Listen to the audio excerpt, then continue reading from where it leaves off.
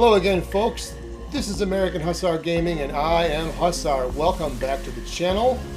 Today I'm going to show you this PvP support build that I put together. This is version 1.0. I'm still tinkering with the sets and I'm not quite sure I've got it dialed in the way I wanted to.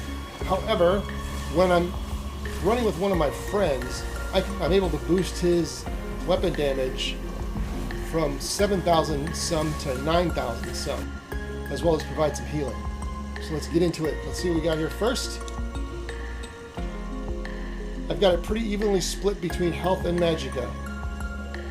If you find you have this build and you keep dying a lot, keep peeling back the magicka into health until you're staying alive more. So when you're used to the build, you can stay alive longer and run with your friends a little bit more effectively. Then you can start to put more of that back into magicka. This is what the stats look like with just regular old purple food, using the shadow because of the extra healing done, the critical healing done. And those are the stats with purple food. If you want to use it or not purple food, well, if this isn't purple food, it's Jewels of Mist roll. It's a fairly easy recipe to get, it doesn't cost a lot. I like it for the recovery that it gets you. I have a hard time with recovery. If you don't, then you're going to want to use one of the other foods. This is what it looks like. Not much difference, except that the recoveries have gone way up. First up are the skills. Good old puncturing sweeps. Hasty prayer, because it increases the speed that you do for that, you give your friends. I'm using Radiant Glory for the heal that it does back to you. You could use the other morph to do more damage if you want. I use the Frost Pulsar morph because it inflicts your enemies with minor mangle and the big reduction in health recovery for 9 seconds, and then it applies minor protection to you and your nearby group members for 6 seconds, reducing the damage taken by 5%. I've got Mage Light on here both as to pull gankers out of stealth. It won't work on invis pots, I'm told. I have not been able to verify that, but that's what I've been told. But it also, because you get major savagery and prophecy, so you don't need to worry about having the spell power pots up constantly. You can use something else. And finally, Solar Prison, because it gives them major maim. So with those two skills right there, you get minor maim and major maim. Let alone the Gravity Crush synergy, which does 13,416 magic damage to all enemies in the area and stuns them for 5 seconds. Back bar, Lustrous Healing, Radiating Regeneration, Combat Prayer, which is nice because it gives you the minor Berserk and minor Resolve. The Healing Ward, this is a flex spot. I like the Healing Ward because of the shield strength that it gives them. You can help someone who's got really low health long enough for you to heal them back up. Echoing Vigor, which pairs well with one of the sets that we're using. Finally, Panacea. I like this one a lot, especially in Battlegrounds. I call this the I win button. It does 3 major healing buffs simultaneously, and heals them for a massive amount. 8,188 health every 1 second for 5 seconds, so it's well over 40,000 health. Let's go to the sets. First set, Powerful Assault. Yes, I've got an Ice Staff of Powerful Assault. I got this years ago before the prices got crazy. You could use another Elemental Staff if you can get it. But I've got it in the powered trait because of the healing done. Because it increases the healing by 9%. Which, since you're not running a whole lot of magicka, I'm looking for all the bonuses to healing wherever I can find them.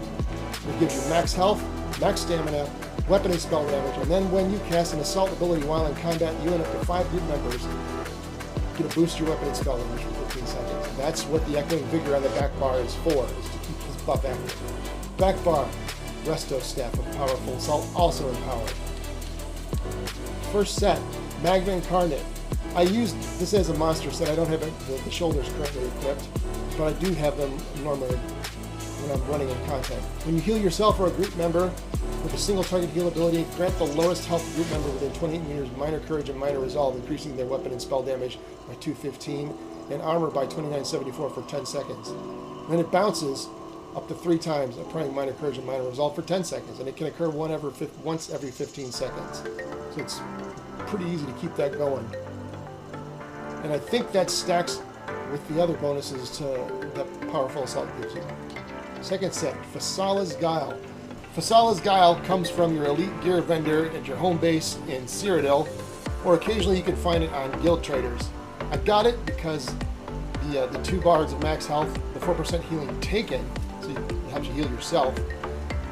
And then the 2 5-item bonus is the armor, and then the big one here is it applies minor defile to any enemy that comes within 5 meters of you for 2 seconds, reducing their healing received and health recovered by 8%. The reason I said that one other skill was a flex spot is because this is the reason you have this set on, is to affect anybody. There's no downtime to this. There's no timer on it. So anytime this happens when you're in combat, you just automatically inflict them all with minor defile. So if you want to camp out under a ram, or you're parked in front of a door, or you're in a big open field battle, it's a big bonus for you. Shoulders, I'm using more as whispers because we just had the PvP event, and it gave me those bonuses to the Alliance rank and Alliance skill. But normally I would have Magma Chronic there. I'm using 1 medium and a light because the rest of the set is a heavy set. I got it. 1 piece of the jewelry is infused with health recovery, so it boosts my health recovery by that much. And then the other 2 are magic recoveries. You could go with Bloodthirsty and do more damage and thus more healing. I like it, as I said again, I struggle with sustain, so I put those on there for me. That's your call to make though. Champion points. Rejuvenator. Because it specifically grants you weapon and spell damage to your healing abilities per stage. So I get 205 weapon and spell damage to my healing abilities because it's maxed out. Swift renewal is the healing done and hot timers are both affected by an extra 10%. Fighting Aura, again, just to give a little bit more support to the people on the round. And then Ironclad for self-defense.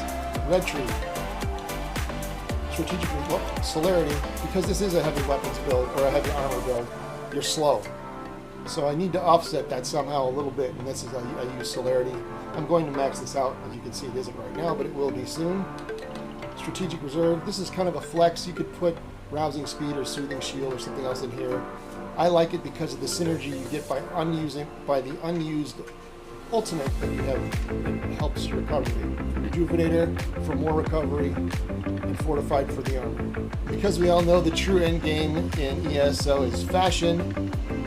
Here's what I've got on. Chest piece I'm using is Ebonheart Cuirass because I like the dragons on it, and with that color scheme I like the red dragons popping out like that. Shoulders are Fargrave Guardian Arm Cops, which you get from the Fargrave World Boss Daily quests. I like it simply because it's got that little bit of cloth that's underneath the gold medallions there. I like how that looks, so I used it. The hands are Sovngarde Stalwart Braces.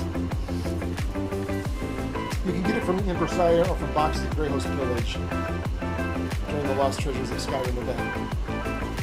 I didn't like the gauntlets that come with the same set as the breastplate, and I wanted something, an interesting texture there, so I went with the Celtic knotwork. I think it goes pretty well with the rest of it there. Waist, no big deal here.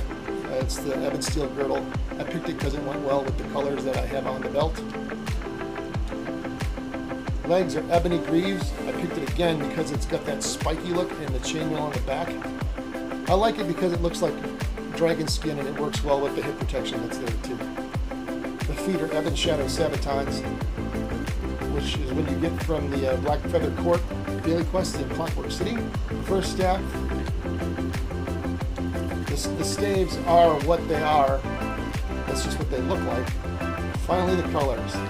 The black I'm using, I don't have Legate's black unlocked yet, so I'm using Cold Harbor Ash Black, which is unlocked by the God of Schemes achievement. The God of Schemes achievement is unlocked when you complete the final quest in the Cold Harbor main quest that you get. It's the one that starts off with, talk to the hooded figure in every freaking home zone you're in. Next up is Fire Drake's Flame Red. This you get when you get the Pit Hero achievement from Battlegrounds when you vanquish 1,000 opponents. You can check to see if you had it real easily if you have the Bloodletter title available to you. Finally, just for a little contrast, I'm using Soul Shriven Grey, which is when you get the Soul Shriven Cold Harbor achievement. Soul Shriven Grey is unlocked by the Soul Shriven and Cold Harbor achievement, which is one of the quests you need to complete to get the main quest achievement anyway. I've used the combinations of those based on how I thought it looked up and down equipment. So you can see that the chest, and the hands, and the legs, I've switched them all up to make it match the theme better. I thought it looked better to have the shoulders and the legs and the thigh, the upper leg armor, for example, have all of that matched. So that's why they're not exactly channel to channel. I switch them up. All right, folks, that's going to do it for today. I'd appreciate a like and a sub if you like this kind of thing. Also, I'd appreciate it if you leave a like and a comment, even if you say I'm following directions. Thanks again, and I will see you soon.